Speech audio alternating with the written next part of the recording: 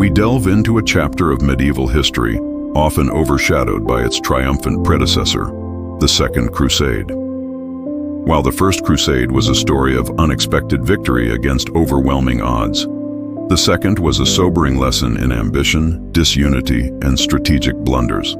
It marked a crucial turning point, revealing the fragility of the Crusader states and casting a long shadow of disillusionment over the very ideal of crusading.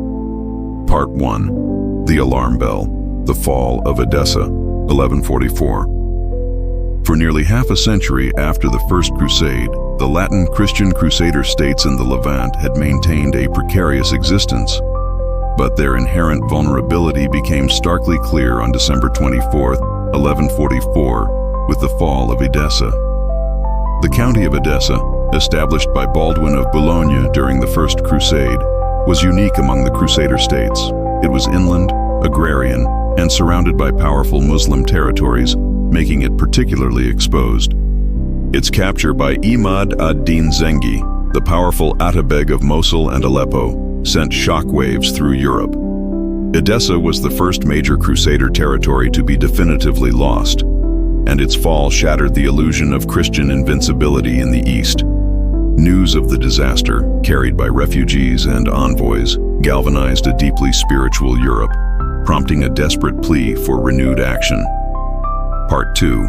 The Papal Call and the Voice of Christendom, 1145-1146. In response to the dire news from the Levant, Pope Eugene III issued the papal bull Quantum Predecessoris in December 1145. This was a direct, fervent appeal for a new crusade, the first time a pope explicitly called for a military campaign since Urban II. But the true catalyst for the Second Crusade's widespread appeal was the extraordinary charisma and spiritual authority of Bernard of Clairvaux. Bernard, one of the most influential figures of the 12th century, a Cistercian abbot, brilliant theologian, and powerful orator, took up the mantle of preaching the crusade. He toured France and Germany, mesmerizing audiences with his sermons. He painted vivid pictures of spiritual rewards for those who took the cross, promising remission of sins and eternal glory, mirroring Urban II's original message. His fervent eloquence convinced even reluctant monarchs to commit their armies to the cause. Bernard's preaching stirred the hearts of tens of thousands, inspiring both commoners and nobles to take the pilgrim's vow.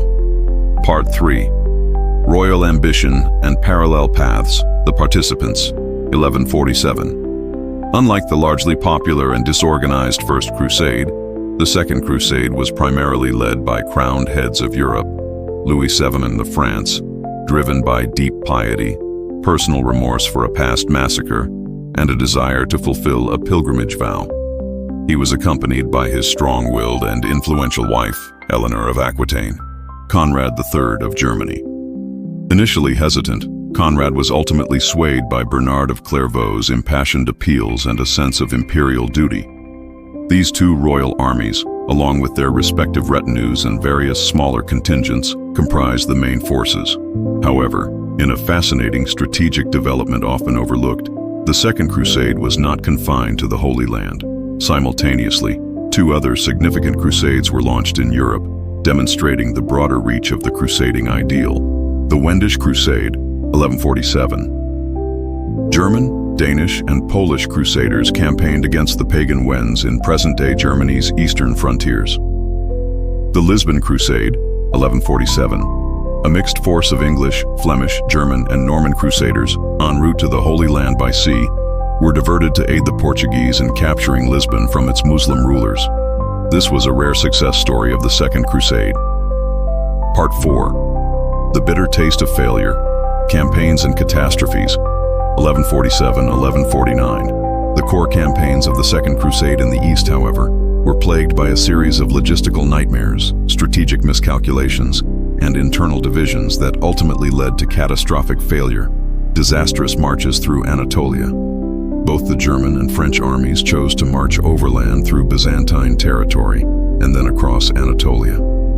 They traveled separately, leading to chronic logistical issues, starvation, disease, and constant skirmishes with the Seljuk Turks. Conrad's army, being less disciplined and more exposed, was almost entirely annihilated near Dorylaeum, a site where the First Crusade had achieved a major victory. A devastating humiliation. Louis's army also suffered immense losses in the mountains of Anatolia. Byzantine distrust. Relations with the Byzantine emperor Manuel I Comnenos were tense from the outset.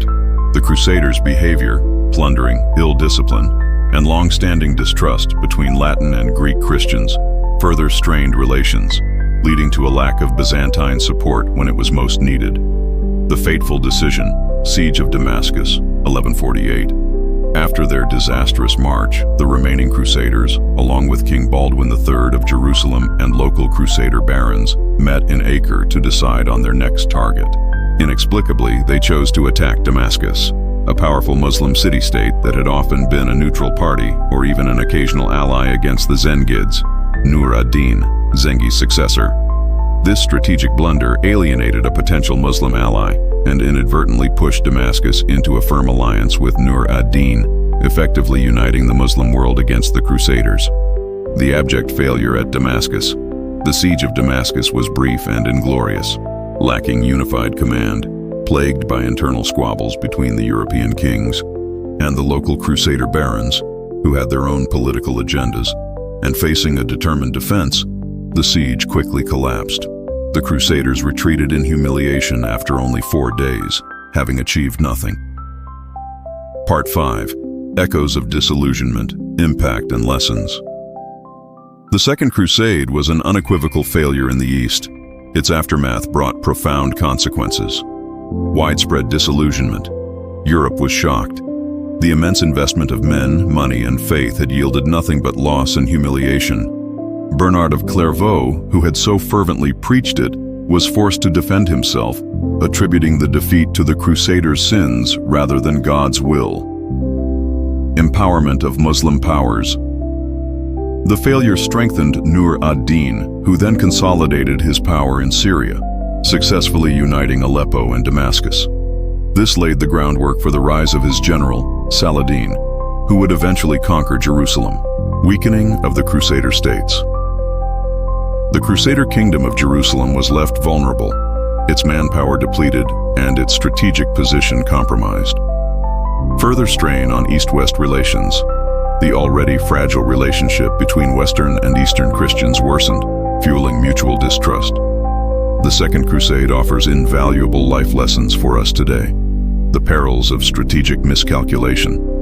No matter how noble the intent, a clear objective, sound intelligence, and coordinated strategy are paramount. Misguided goals can doom even the most ambitious endeavors. The critical importance of unity and leadership. Internal divisions, conflicting agendas, and a lack of unified command proved fatal. A common purpose needs common strategy. Zeal without prudence can be blind. Religious fervor, no matter how passionate, must be tempered with practical wisdom, thorough planning, and a realistic assessment of capabilities. The weight of expectation. The unexpected success of the First Crusade created an unrealistic precedent, leading to overconfidence and insufficient preparation for the realities on the ground. The enduring impact of failure. A significant setback, while painful, is a powerful teacher.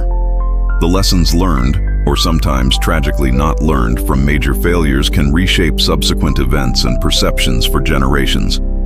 The Second Crusade stands as a somber reminder that even with immense faith and resources, success is never guaranteed. It marked a turning point in the Crusades, setting the stage for decades of further conflict and ultimately the loss of Jerusalem, proving that history often teaches its most profound lessons through the sting of defeat.